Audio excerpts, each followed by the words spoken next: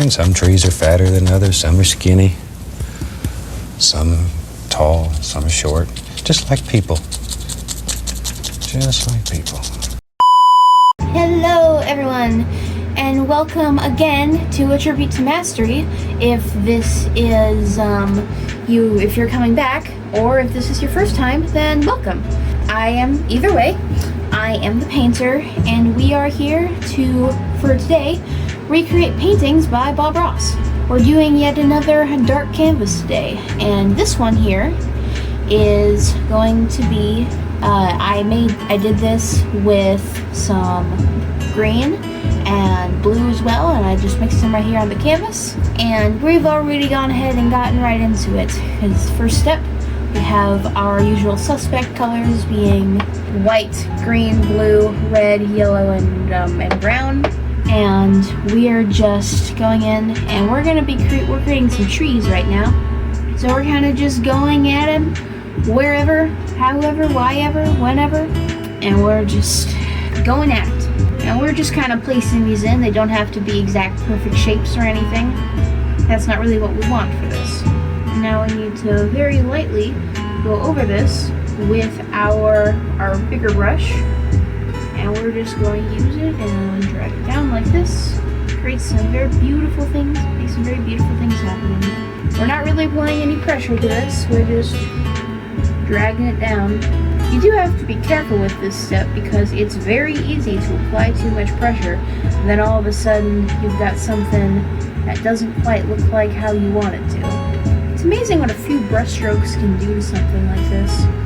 Take it from just okay to, hey, that's actually pretty cool in the span of just a few minutes.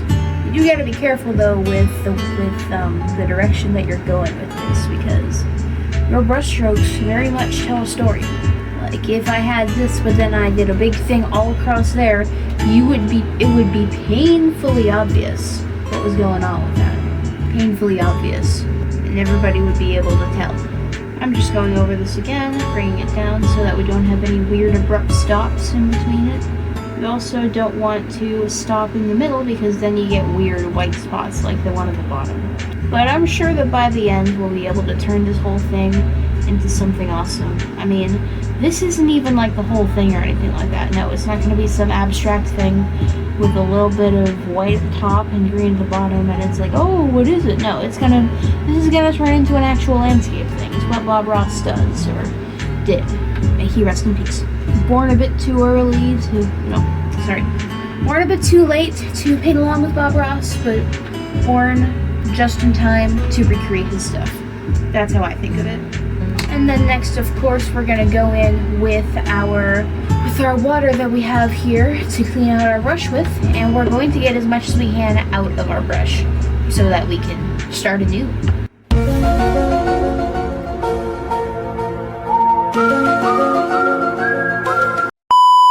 We're then gonna want to mix on our palette some green and red together. Makes this very nice contrasting, almost black color. It's very pretty. Well, at least it'll work very nicely. And now we're gonna go in here using our black, and we're just gonna drag this down and create some starts of some trees. And the good thing about this is because of how dark the paint is, the more we add to it, the darker it's gonna get. So I'm just gonna do that, and right there, like that, there. Just really bring this down. We've done a painting like that's kind of like this in the past. It's using a similar technique, but it's a different painting, of course.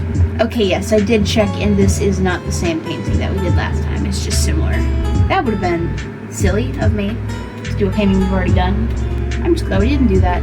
That would be awkward. That would be bad. It would just be it would be unexpected.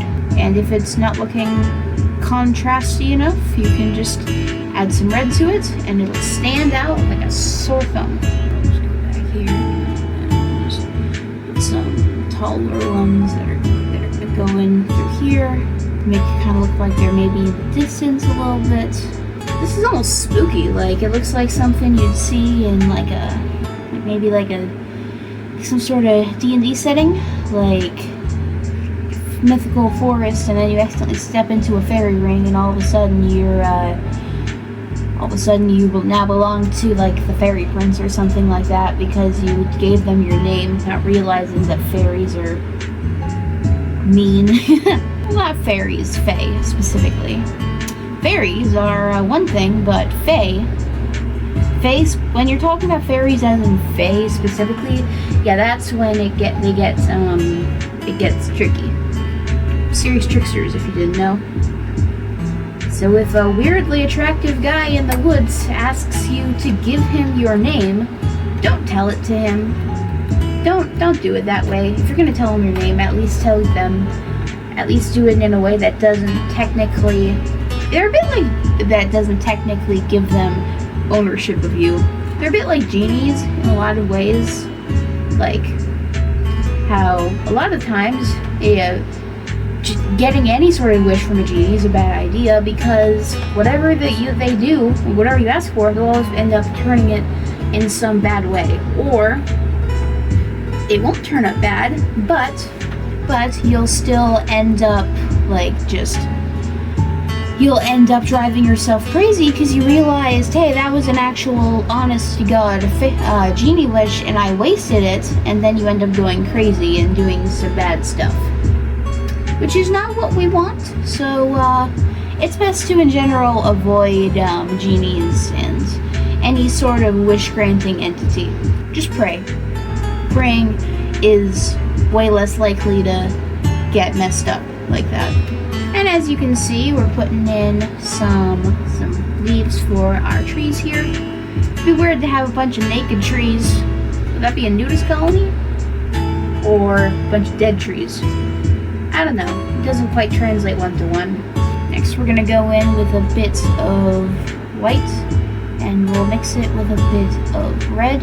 Make this pinkish color. We barely want to touch the canvas. We can just go in here and all of a sudden, boom, we've got some little highlights on our tree going. We don't want to do this on every tree because that can get to end up looking kind of weird. But we just want to, for pretty much all the trees that have these nice leaves on them, we just want to go here and just like that. Just place them down wherever we need to. Then we can take that same thing and add a bit of blue to it, and we can do this other side with our blue and white. We do want to make sure there's plenty of blue in this, so just like that, we've really got something going. It's kind of nice. Very tasty looking trees. Next thing is next. We go in with a bit of brown. I'm just gonna go straight brown with this. Very dark, very dark. Mix it with some water to make it a bit thinner so it sticks easier. We're just gonna go here and we'll add in some branches coming off of these trees and their tops and stuff. Just have some little squiggly guys coming off here. Just like this, I got some stuff coming off of our trees. Makes them look a bit more alive and a bit more less intentional, I guess. Not quite realistic, but more varied and random. And then we want to go in with our greenish, and we want to just about where we put our leaves and stuff, we want to go ahead and pop in some more leaves, just like that. With traditional painting, it would take hours to put in all these like millions of little leaves in here, but with this style of painting, you can do it in not very long at all. It's one of my favorite things about painting like this. So even if you do a tutorial for this and the painting itself doesn't turn out that great, it's not something that you devoted a ton of time to. Yes, it's something you should put time and effort into, but it's not nearly as much effort and time as a traditional painting. Like where you plan everything out and then you sketch it out and stuff. But going with the flow like we do here, it makes it so that we're able to get out paintings in maybe 30 minutes or so. You have to excuse me, I'm cleaning out my palette knife right now. That's why you can't see my hand. You can now. Hello. And here. Hello. And next thing, we are going to, you guessed it, at least I hope that you guessed it, we're going to add some yellow so that this isn't super spooky dark. Because that's not quite what we do here. We can have some stuff that may look unintentionally spooky, but our main focus here is to just make a nice looking forest. So we're going to layer in some yellow, and just like that, our leaves and stuff immediately look like 5 times more believable. I know I've said it in several videos before, but it's amazing what adding yellow to your greenery will do for it. You gotta be careful not to add too much yellow, because then it looks like somebody spilled mustard on your tree, and that's not what you want. You don't want mustard on your tree. You don't want Winnie the Pooh to come along thinking that there's honey. You can even go in here with our dark color plus a little bit of yellow, some stuff underneath here. Not too much, just a bit. Just kind of underneath where our trees are. All that good stuff. Just like that. And our trees already have some ground to stand on, or be planted in, whatever you prefer. And we're gonna mix some green into that, and add some white to lighten it up a bit. That's what you do when someone's being too dark, you tell them to lighten up. And we're just adding them here, there, everywhere, wherever it needs to be. Our colors mix easily and nicely, and it's real nice. Easily going some white, add some more color to this. And this forest has pretty much like right away gone from spooky, scary forest to something that you might want to visit one day with your family. Like it's cute. It's become very nice, and I like that. We never do bad spooky stuff here. It's just nice stuff, you know? It's supposed to be relaxing, and generally people think that something like this is relaxing, so that's why we're doing it this way. And we're gonna want to go in here and maybe drag this across a bit. Creates almost what looks like a path, but I'm not sure if that's exactly what it's gonna be. I mean, either way, we're adding some more depth to our painting. Because if we don't have stuff like this that gives us planes and layers and stuff, the whole thing might end up looking kind of flat. Which on its own isn't necessarily a bad thing, especially if you don't have anything else to reference.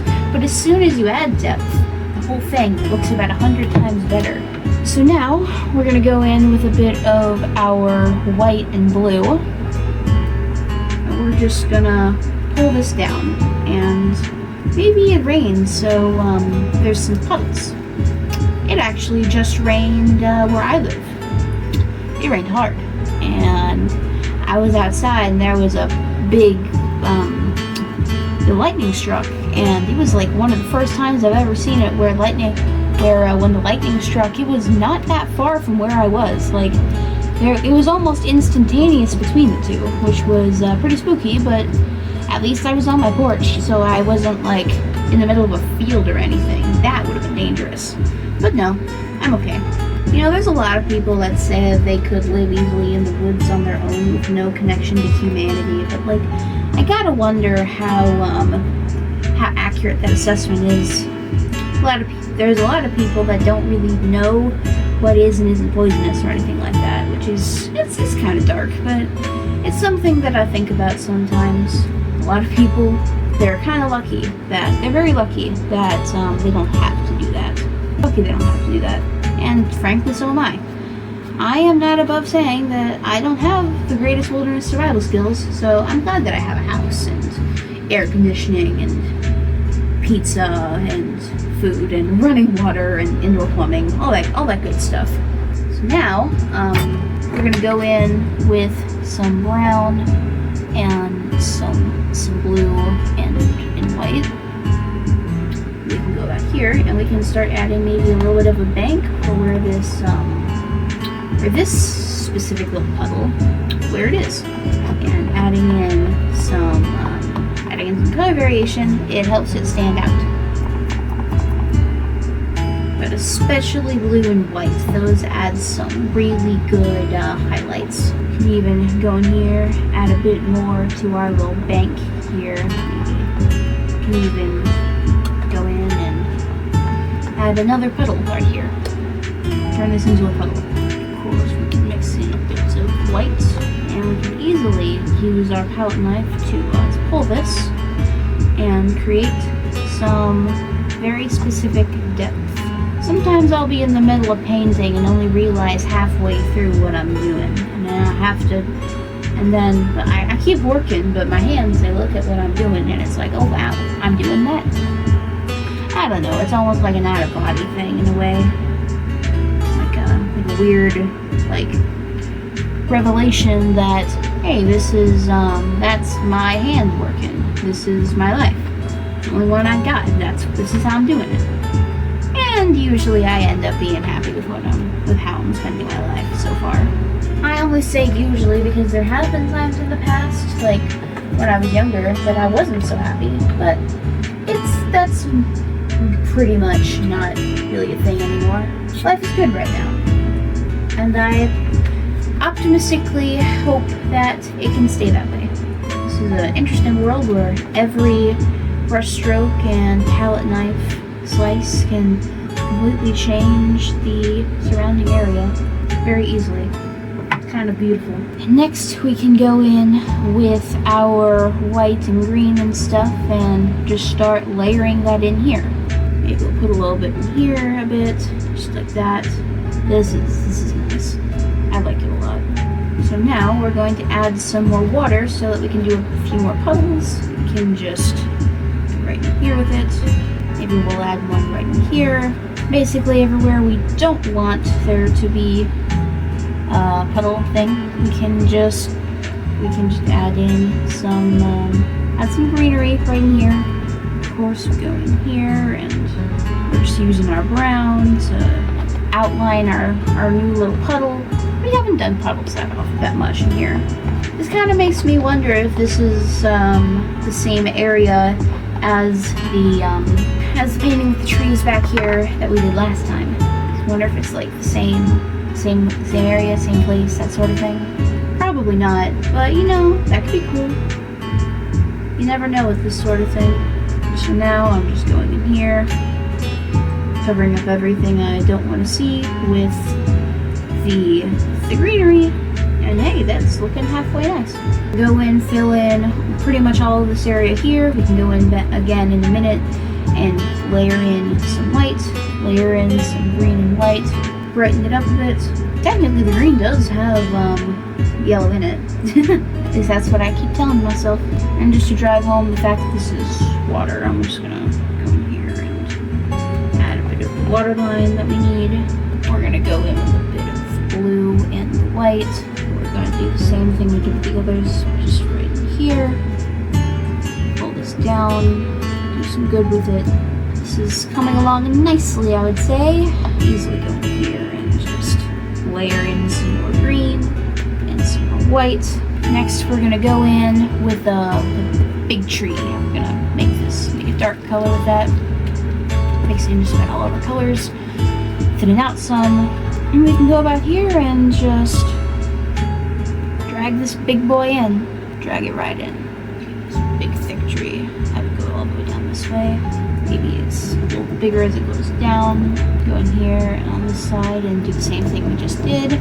Okay, this is definitely one of our more unique paintings so far. But I think that we're about ready to go ahead and find our place to go ahead and sign the painting. Okay, honestly, this one's definitely a bit more experimental, but I do like the way this one turned out. So if you also like the way that it turned out, please let me know in the comments below. Seriously, I'm always happy to check it out. But, alright, I will see you all next time. This is the Painter signing off. Alright, so long. Farewell.